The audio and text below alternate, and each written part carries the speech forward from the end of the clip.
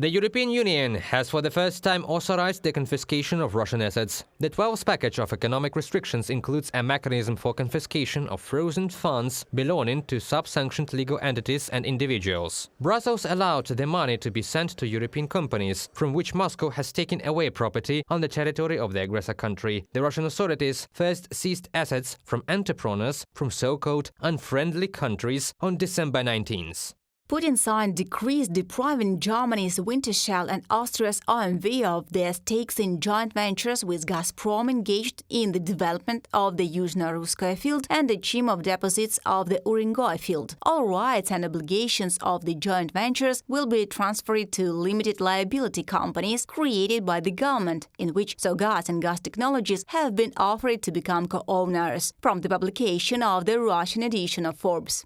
Brussels has not yet approved the transfer of the confiscated assets for Kyiv's needs. The EU is developing another mechanism for this purpose, as the current legislation does not allow the money just to be seized and given to Kyiv.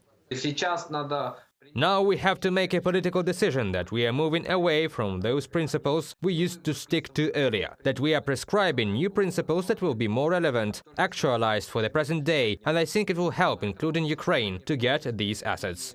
The G7 countries are looking for ways to seize the frozen assets of Russia and transfer them to Ukraine. The United States and its bloc allies are examining ways to legally justify the seizure of blocked funds of the aggressor country's central bank and use them for further financial support of Ukraine.